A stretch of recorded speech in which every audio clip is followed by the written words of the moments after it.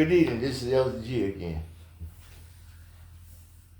You know when the evening time comes, and I'm just sitting around, I've been sitting around all day, you know, my mind, it stays running all the time. I be thinking about stuff, everything I see, you know, I go home and I sit down and I look at it, and I ask myself, could have happened a little different? And if I run into the same situation, how would I act? See, people been lying so long. People been lying so long, they start to love lying. They start loving lying more than they do believing in the truth or speaking the truth. See, people is misleading people.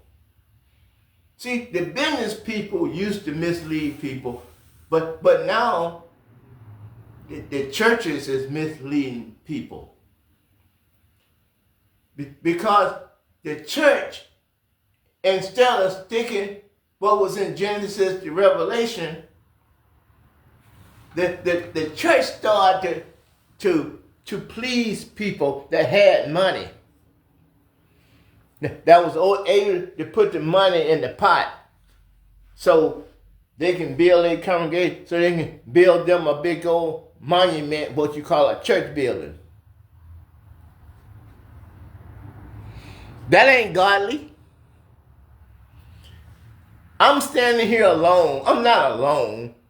I got a big family. I mean, that's a lot of G's. I mean, you probably can't even count the G's. Most of the G's that's in the G family I ain't even met. That's how we multiply it. But when God come and call you out and set you aside, see there are certain things that you just can't do. It could actually be something that you like doing. Something you like.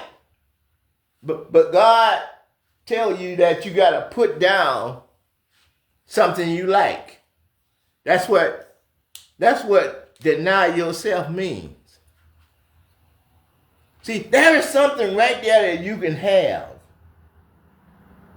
And it may taste good or it may feel good. It's right there. It's all yours. But you stand back and you look at that. Is this godly? Is God going to be satisfied with that? Even though it may make me feel good and it may taste good to me, it may not be good for me. Donald Trump is a pure dictator. He loved dictate. He loved Putin. He loved Xi in China. He loved Kim Jong-un. How powerful that little man is. He loved the dictator in Hungary.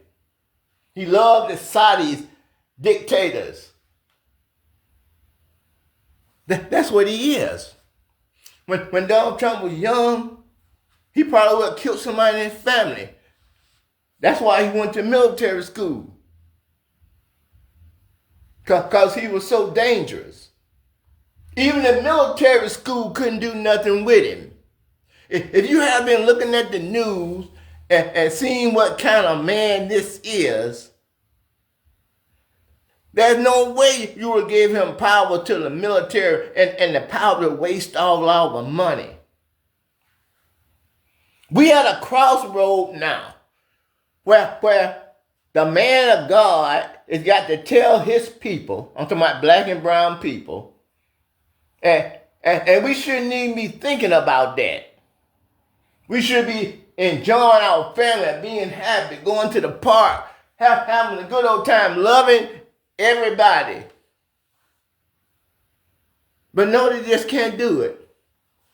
The only way they can feel good about themselves and feel like they got some power is when they try to hold somebody down. See, the church failed you because the church is not God. The temple of God is in you. There is no scripture other than Solomon them building that temple. That temple was a temple where God dwells behind the veil. That's where the mercy seat was. That mercy seat represents Christ. That's what that behind the veil, the mercy seat with the two cherubim, that's Christ. That was Christ back then. Wherever Moses and them went, they took Christ with them. But it was the mercy seat. It was the main object in the temple where God came and sit up on the mercy seat and forgive us for our sins. The sins we know about and the sins we don't know about. A lot of people, it all depends on where you're born. See, Donald Trump, we already know this. Germany did it. Stalin did it. Saddam Hussein did it. Gaddafi did it.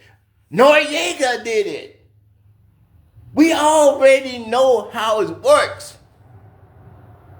First, you got to tear down the Constitution. Because if everybody have the same rights under the Constitution, we can kill you just like you kill us. We can carry AR-15s and AK-47 just like you. But if they can tear down the Constitution, they can just make this country a police country. That's what he did. He's trying to build a wall around America the way Jerusalem had a wall. That man is living in fantasy land. See, I'm not a school educated person, but God put me in San Mateo, California. God gave me a chance to start out at this business as a janitor. That's what I started out, part-time janitor. Like 25, 30 hours a week for $3.25 an hour. I think that was like 1985. I was making $3.25 an hour. Yeah, and I worked about 30 hours a week. And 6 months, I was the warehouse manager. And another 2 years, I was operation manager. And then salesman. Then store manager.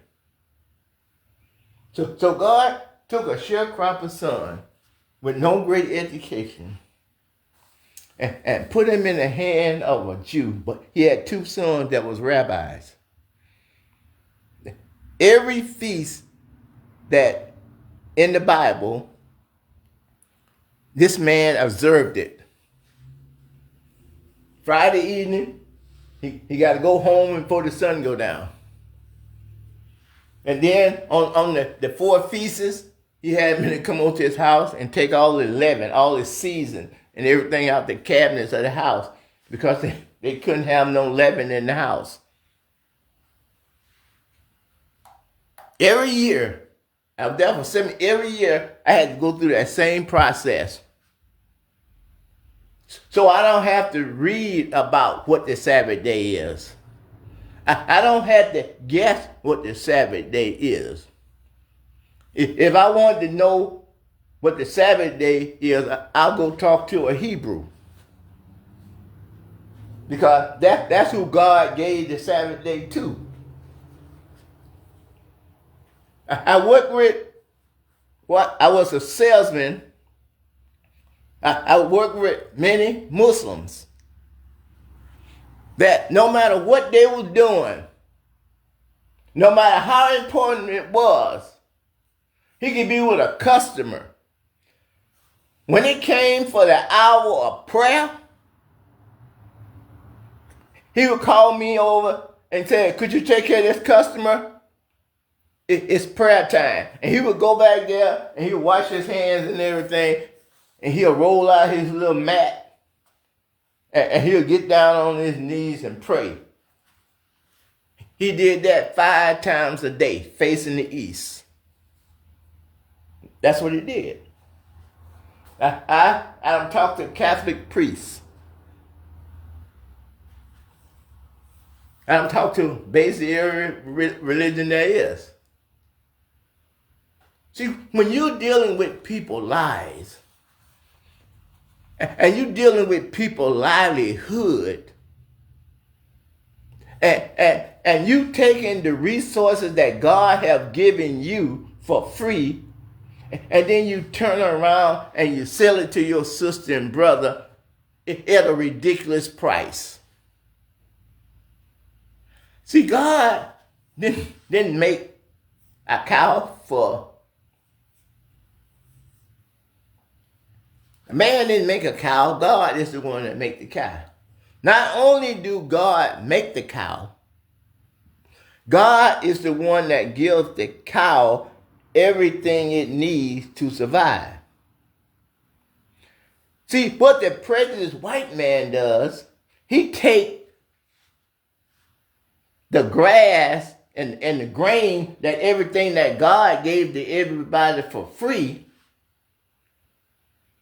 and then he plants his harvest, but everybody around him, he makes sure he kills their harvest. He makes sure, and then when they kill their harvest, he just buys up the land. And then we all we is livestock to them. That's all we are.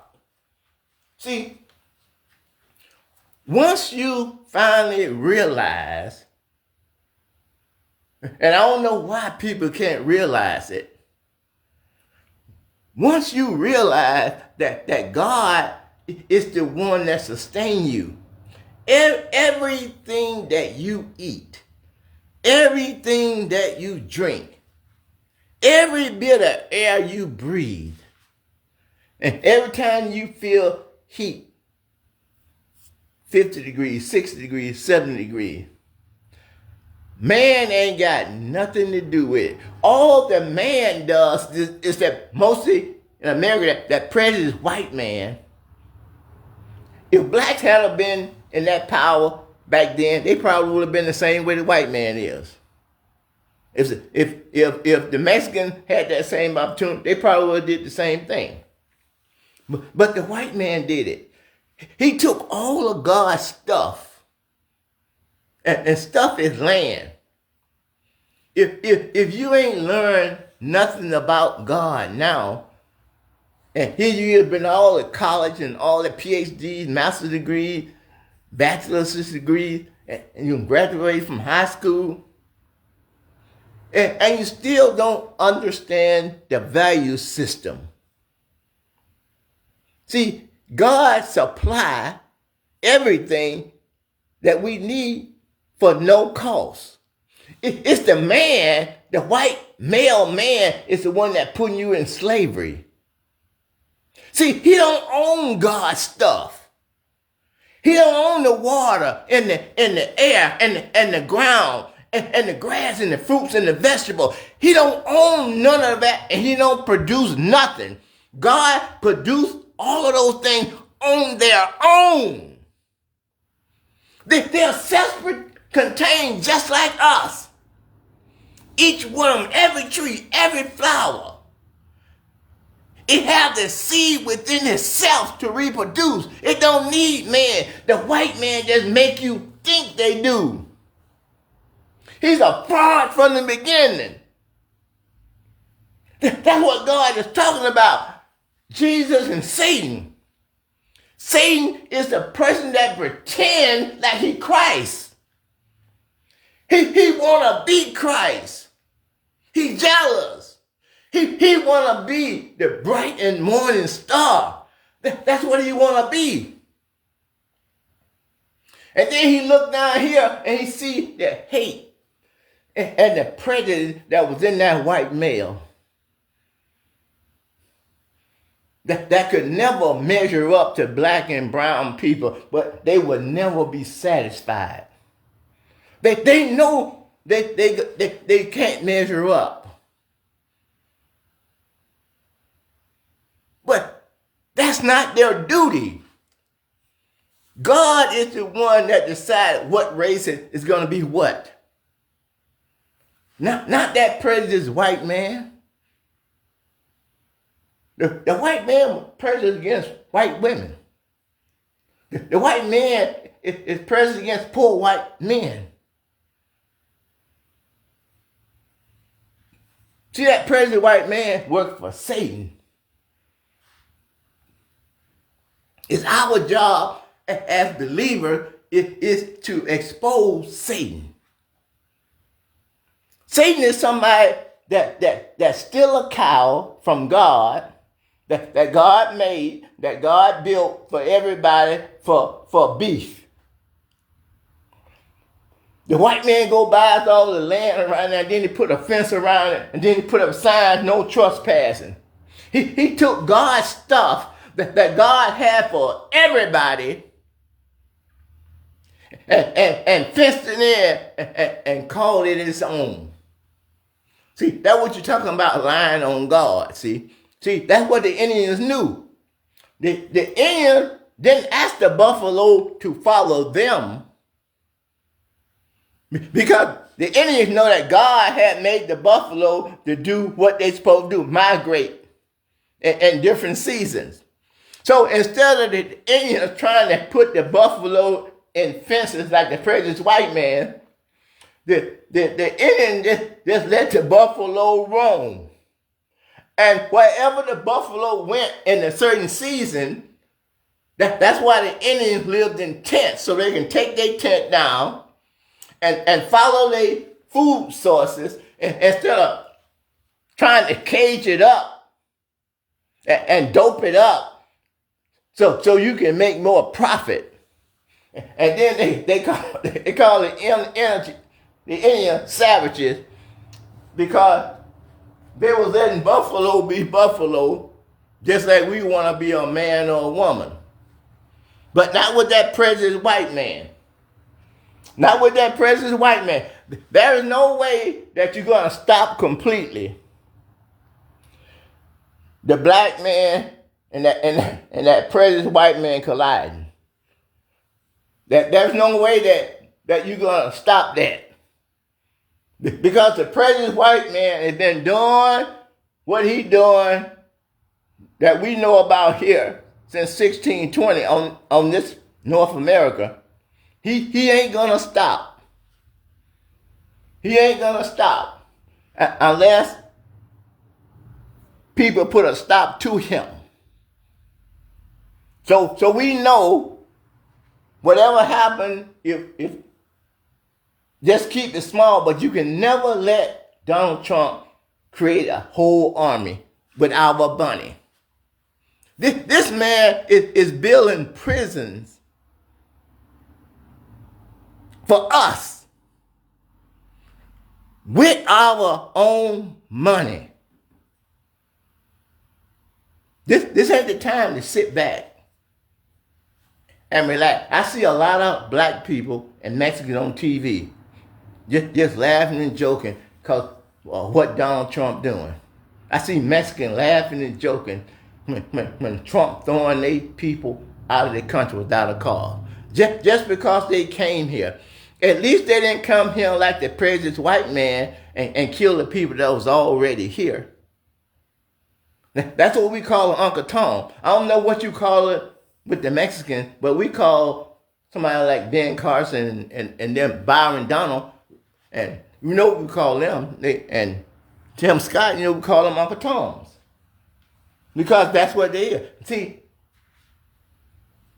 you can hang out with your white friends in your white community all you want to. That's why the Constitution is so great. You can live anywhere that you got the money to buy the land and to buy the house. That's what's so good about the Constitution. See, you get in the Constitution, you give Trump way here, he just gonna say only white men can own land. See, when you take away the Constitution, he can do anything he wants. I'm not going to live in America knowing that I sit there and let a man do whatever he wanted. Wouldn't even listen to God. And you think I'm just going to sit there and I ain't going to tell my people what time it is? I wouldn't be doing my duty if I didn't tell my black and brown people what time it is. I was born in 1957, and I lived around white people that were still calling people niggers. Okay? I mean, use the word, that's all he's saying. The white man my dad worked for, that man called my dad his nigger. See, I never thought, after all we went through, that the generation would just lay down because they done got a little bit of good job, where they're making decent money. They can live in, nice neighborhoods. I didn't think they would forget about their people. I didn't think they would forget about the struggle that their ancestors went through just so they can have the opportunity, and then they get the opportunity, and then they turn their back on their own people. I got mine, get yours. I hear that all the time. I hear that all the time. See, America people don't have to do nothing to take care of animals. See, it's the prejudiced people that take the animals and put up signs and take the land and make you have to come buy from them when that's not the way they got it. They got the land and the animals and the fruits and the vegetables. They got it all for free. Because the people that was already here, they killed them. So they didn't spend no money. That's why the people became so wealthy.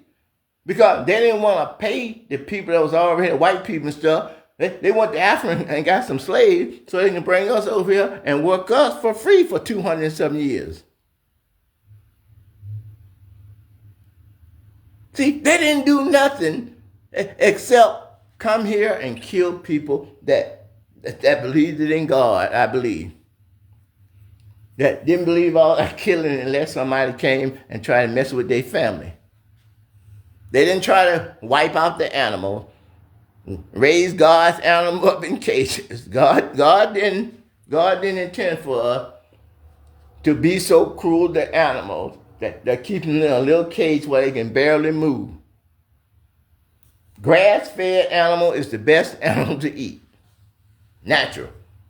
Now they're shooting radiation all into the meat.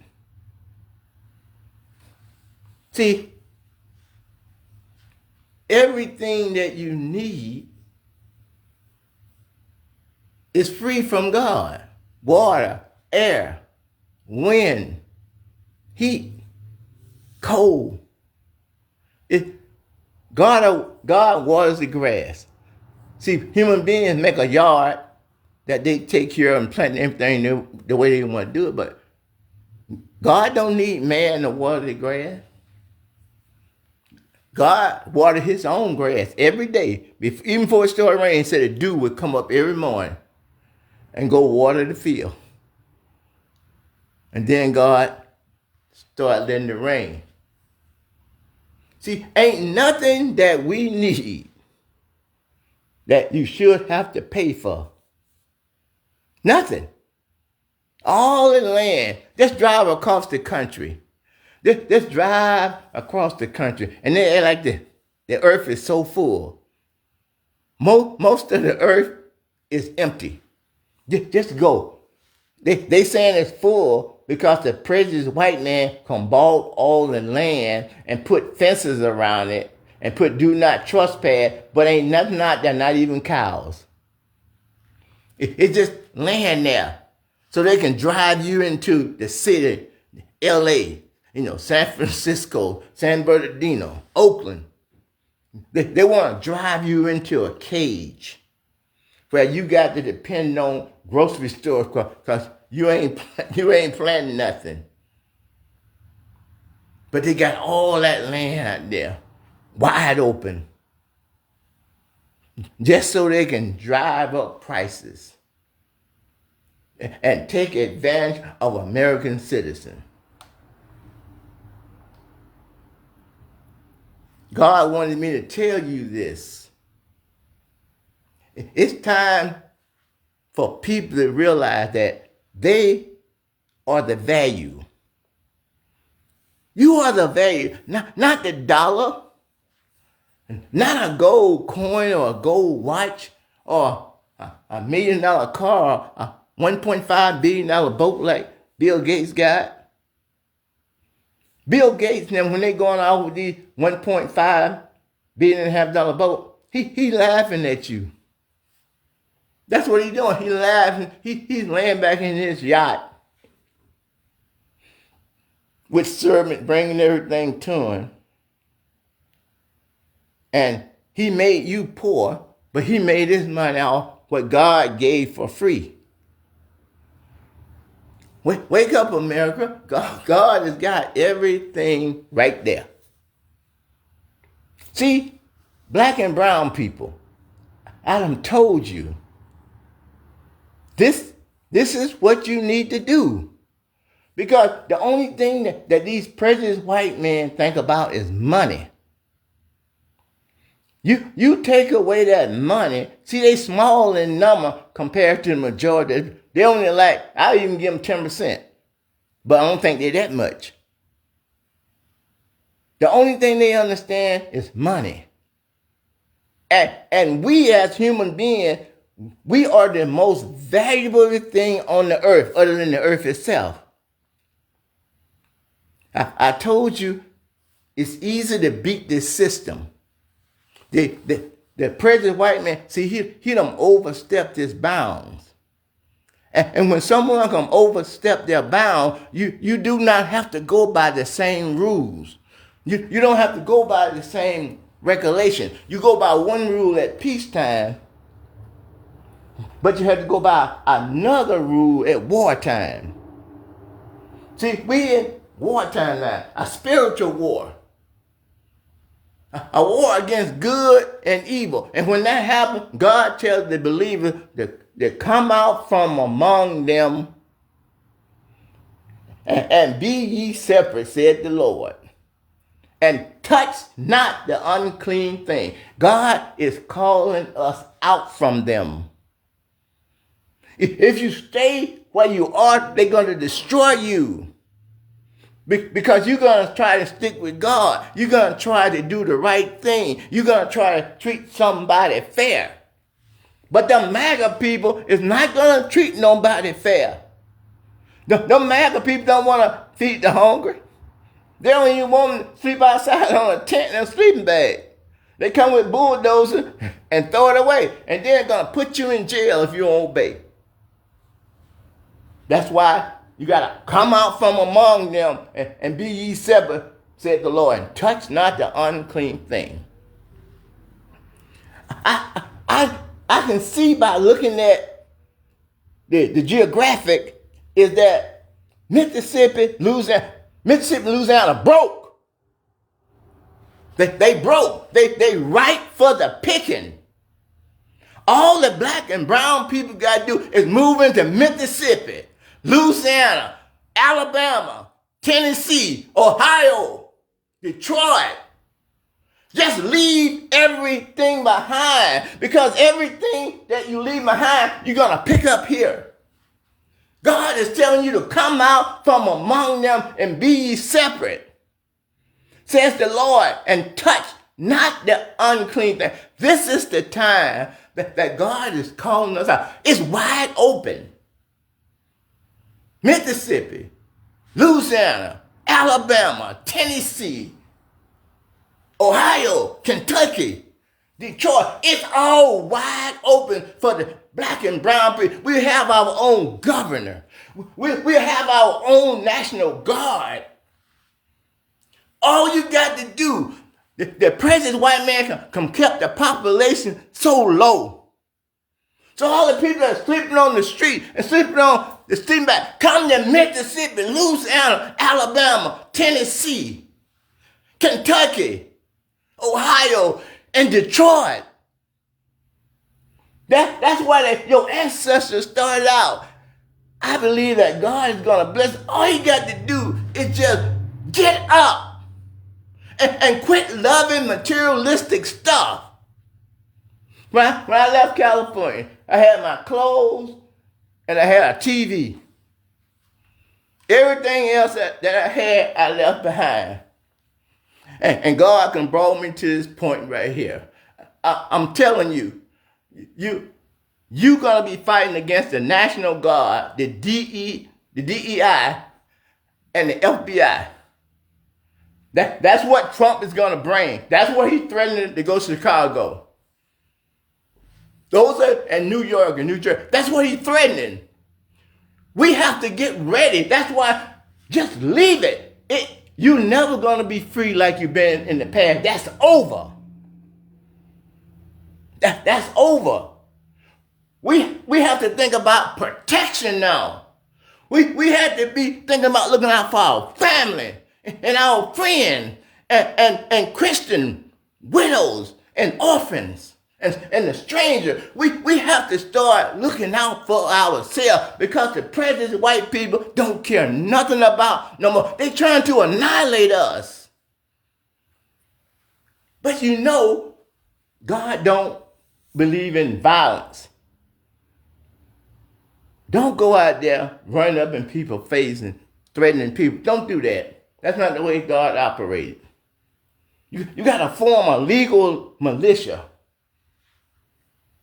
that's registered with the government,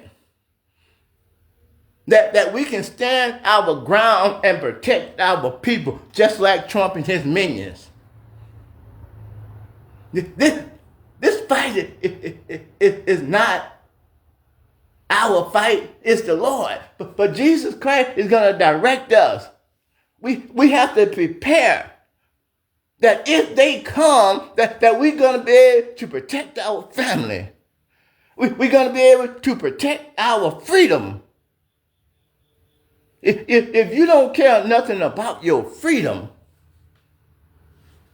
I don't know what to say for you.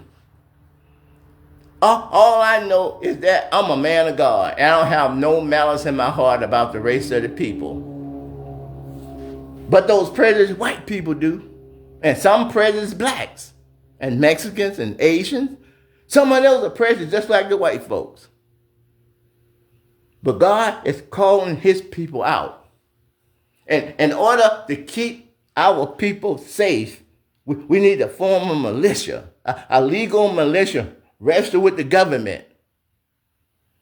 That is allowed to us on the Constitution. So if we have to defend ourselves, we will be prepared for it.